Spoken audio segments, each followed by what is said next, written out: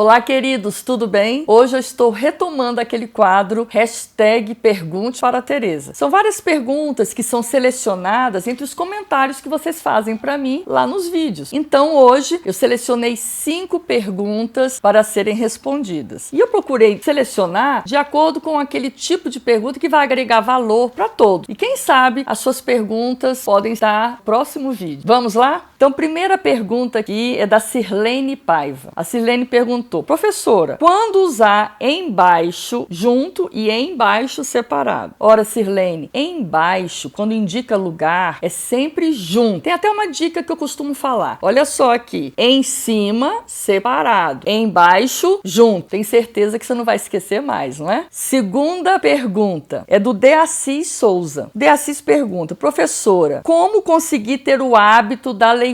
Deassis, eu agradeço muito essa pergunta, porque isso é um problema muito sério que nós estamos vivendo. As pessoas não têm o hábito da leitura. Há formas de conseguir. Em primeiro lugar, é preciso já ter disposição para ler. Saber que a leitura vai modificar a sua vida. Vai trazer conhecimento, vai trazer vocabulário. E como é que você vai adquirindo esse hábito? Não é do dia para a noite. Você sabe que um hábito, ele demora um tempo para ser adquirido. Mas tudo tem um jeito. Para ler bem, comece selecionando sempre aquele tipo de leitura de que você gosta. Porque você tem de ter prazer em ler um livro, ler um texto. Não pode ser nada por obrigação. Para adquirir o hábito tem que ser alguma coisa prazerosa. Então, selecione sempre aquele tipo de leitura que você gosta. Pode ser de mistério, pode ser de humor, uma crônica. E comece assim, leia um pouquinho a cada dia. Não faça desse hábito alguma coisa que seja muito maçante para você. Aos poucos você vai adquirir o gosto pela leitura e aí vai passar para ter umas leituras mais sérias, mais de acordo com o que você quer, para um concurso público, para adquirir conhecimento de atualidades. Então, o principal é começar, e começar de uma forma prazerosa, criando um hábito diário. Se não der para ler todo dia, procure ler pelo menos umas 3 vezes por semana. Isso já é um bom começo. Terceira pergunta é da Najara Costa. A Najara está me perguntando: professora, como aprender a lógica gramatical? Eu também agradeço muito essa pergunta da Najara, porque as pessoas acham que a língua portuguesa é impossível de ser aprendida. E não é esse o caso. A língua portuguesa, principalmente, a parte da gramática normativa,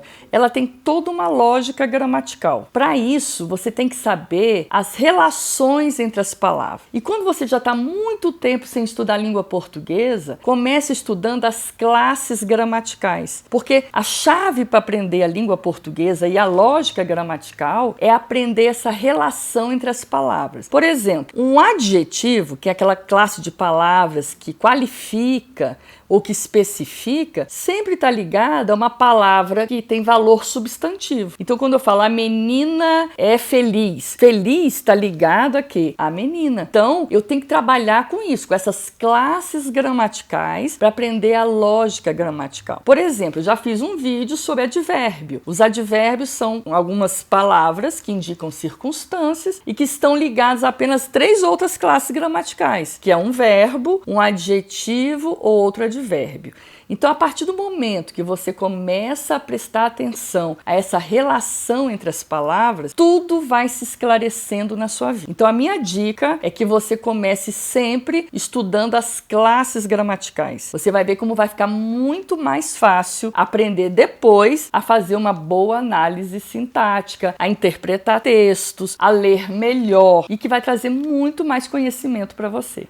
Agora, tem uma perguntinha aqui da Conceição Aparecida. A Conceição me pergunta assim: professora, na redação do Enem, a gente coloca título ou começa a escrever logo a introdução? Também é uma boa pergunta, viu, Conceição? Muitas pessoas têm dúvidas quanto a colocar ou não o título na dissertação. Na realidade, uma dissertação não tem necessidade de título. Ela tem um tema que deve ser explorado, que deve ser exposto. Então, no Enem, no próprio própria cartilha do Enem, eles já falam para você. Pode colocar um título, mas não é obrigatório. E qual é a minha dica? Não coloque título. Comece a escrever logo a introdução. A primeira linha já comece lá, dá o espaço do parágrafo e já começa a escrever a sua redação logo na primeira linha. Senão você acaba perdendo uma linha inteira, que depois vai fazer falta na hora da argumentação. Porque você sabe que não é o título que vai dar a nota para você, é a argumentação bem feita que você faz. Quando se perde uma linha para argumentar,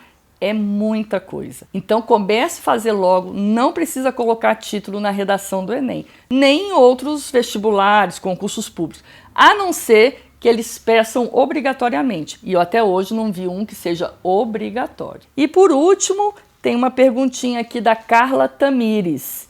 A Carla Tamires fala assim para mim: professora, pode falar sobre as palavras denotativas? Posso. E é bem interessante isso também, viu, Carla? Porque, como eu estava falando, nós temos que aprender as classes gramaticais, que são 10 classes. Agora, existem determinadas orações, frases, em que existem umas palavrinhas que não se encaixam em nenhuma dessas 10 classes gramaticais. E aí, a nomenclatura gramatical brasileira, que a gente chama de NGB, resolveu instituir que essas palavrinhas são chamadas de palavras denotativas. Vou dar uns exemplos para vocês. Por exemplo, existe as de exclusão, exceto, exclusive. Existem aquelas que indicam designação, eis, por exemplo, eis o homem. Existe aquelas de inclusão, quando você fala, eu estudei, inclusive, muito no final de semana. Esse inclusive é uma palavrinha denotativa de inclusão. Existem aquelas que nós estamos acostumados a usar no dia a dia, também, que é uma de adição. Além disso, também adição,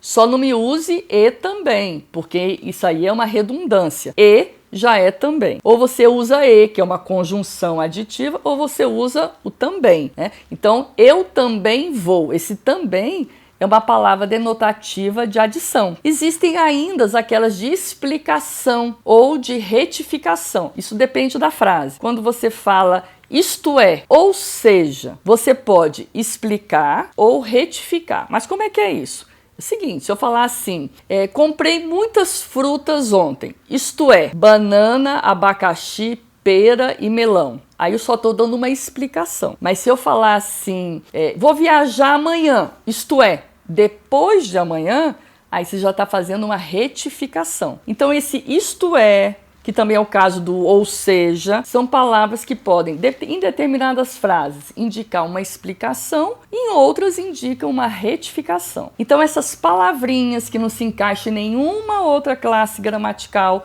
porque não estão se relacionando especificadamente a uma das outras classes gramaticais, é o que nós chamamos de palavras denotativas. Então, pessoal, é isso. Continuem a fazer as perguntas de vocês lá nos comentários e eu vou sempre escolher aquelas que possam ser respondidas aqui e agregar valor não só para você, mas para todos os outros seguidores aqui do canal Português Digital. Se você gostou desse vídeo, dê um joinha aqui para mim, faça um comentário aqui embaixo, inclusive até uma dúvida, coloque uma dúvida. Compartilhe com seus amigos e não deixe de acionar o sininho das notificações. Um beijinho e até o próximo #Pergunte para Tereza.